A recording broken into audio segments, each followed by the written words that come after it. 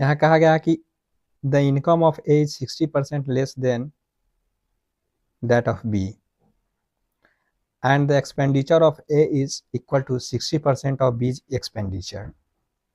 If A's income is equal to 70% of B's expenditure, then what's ratio of the saving of A and B? मतलब कि A की आय B के तुलना में 60% कम है और A का जो व्यय है B के व्यय के 60% के बराबर है। यदि A का आय B के खर्च के 70% के बराबर है तो A और B के बचत के अनुपात क्या होगा, ये खोजा गया है। तो हम सबसे पहले ये देखते हैं कि इनकम इक्वल्स टू होता है एक्सपेंडिचर प्लस सेविंग। ये तो सब जानते हैं कि एक्सपेंडिचर में इनकम और सेविंग को जोड़ देंगे तो हमारा इनकम निकल जाएगा। तो हम यहाँ सबसे पहले तो इसको काउंट कर लेते हैं कि एक पर्सन ए है और एक पर्सन बी है। इनका इनकम का रेशियो निकाल लेते हैं और एक्सपेंडिचर का रेशियो निकाल लेते हैं। तो कहा गया है कि ए का जो इनकम है वो 60% कम है बी के इनकम से, यानी इसको हम परसेंटेज को फ्रैक्शनल वैल्यू में बदल लेते हैं तो ये आ जाएगा 3/5।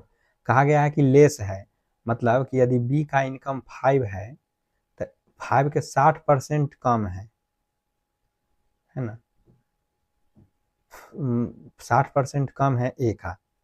तो मतलब कि यदि बी का इनकम 5 है तो ए का इनकम 2 होगा। कम वाला में क्या काम करते हैं कि इस रेशियो में से घटा देते हैं, और यदि अधिक वाला होगा तो हम इस रेशियो में ऊपर वाले को जोड़ देते हैं।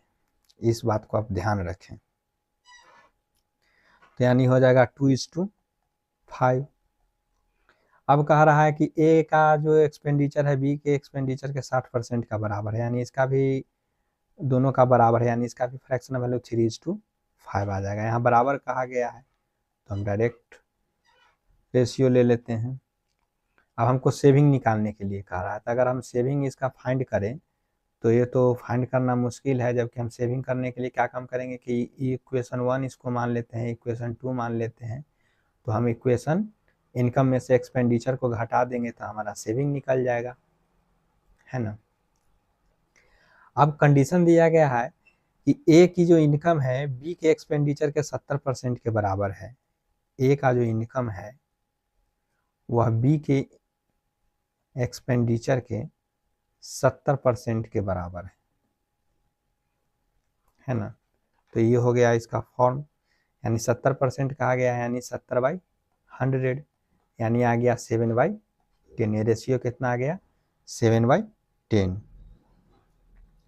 मतलब ये हो गया ए का इनकम 7 और बी का एक्सपेंडिचर 10।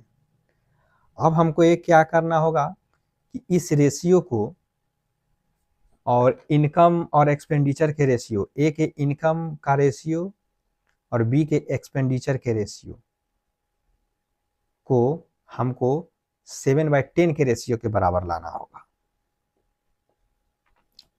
हमें देख रहे हैं कि 7/10 है, ये ए का इनकम है और 10 है बी का एक्सपेंडिचर है। इस दोनों का रेशियो 7/10 आया है दिए गए कंडीशन के अनुसार। तो अब हम ऊपर में जो इक्वेशन दिया गया है ए का इनकम और बी का एक्सपेंडिचर का रेशियो देख लेते हैं कि 7/10 क्या पूर्ण रहा है, क्या उसके बराबर हो रहा है। तो हम देख रहे हैं कि उसके बराबर नहीं हो रहा है ए का इनकम और बी का एक्सपेंडिचर। तो हम अब उसको 7/10 बनाने की कोशिश करेंगे। तो 7/10 अब किस तरह से बनाया जाए, तो 5 को तो 10 बनाना आसान है, लेकिन 2 को 7 बनाना मुश्किल है। तो इसके लिए हम क्या काम करेंगे, यदि इक्वेशन 1 में 7 से मल्टीप्लाई कर देते हैं, क्योंकि 7 से अगर मल्टीप्लाई कर देंगे तो ये 14 आ जाएगा, 5 7 35 आएगा। देख रहे हैं कि 7 का फुल्ली डिविजिबल है, यानी यह फैक्टर है, यानी 7 बन जाएगा। अब हम यहाँ देख रहे हैं कि अब हमको यहाँ 10 बनाना है ना। अब हमको यहाँ 10 बनाना है, तो हम यहाँ देख रहे हैं, चलिए पहले अब इसको हम लिख लेते हैं। तो अब इन नया इनकम का रेशियो कितना आ गया है 7 दूना 14 इक्वल टू 7 पचे 35। ठीक, अब हमको इस रेशियो को लेना है 3:5 को। तब इसके लिए हम क्या काम करेंगे, तो यहाँ देख रहे हैं कि 14 हो गया, मतलब 7 था जो पहले 7 था वह अब 14 हो गया। आई 7 था वहाँ पे, अब पहले 7 था वो अब 14 हो गया था। 10 है तो अब वो भी अब 20 हो जाएगा। जब ये 2 टाइम बढ़ा तो ये भी 2 टाइम बढ़ेगा ना जी, तो यानी ये 20 हो गया। यानी इसमें हम 5 में कितना से गुना करेंगे कि 20 हो जाएगा, तो यानी इसमें अगर हम 4 से मल्टीप्लाई करेंगे तब जाके बराबर हो जाएगा। यानी 4 दिए 12 इक्वस टू 5 चौके 20। अब हम रेशियो देख रहे हैं दोस्तों, तब रेशियो देख रहे हैं तो 7/10 पूर्ण जा रहा है। ये दोनों का रेशियो देख रहे हैं तब हम जाके इसके बराबर हो जा रहा है, तब ये सही है। अब हम क्या करेंगे कि हमको सेविंग निकाला गया है तो खोजने के लिए कहा गया है, तो सेविंग के लिए जानते हैं कि इनकम में से एक्सपेंडिचर घटा देंगे तो सेविंग मिल जाएगा। यानी 14 में से 12 गया था यानी 2 बच गया, इज 2, और 35 में से 20 गया तो ये बच गया 15। यानी ए का जो इनकम हो गया और बी का जो इनकम हो गया, उस दोनों का जो रेशियो हो गया दोस्तों 2/15 हो गया, है ना।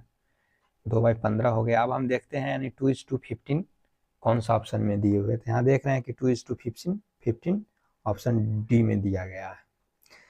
सेम इसी तरह के एक और क्वेश्चन अगले वीडियो में देखेंगे जो PYQ ही है। Thank you.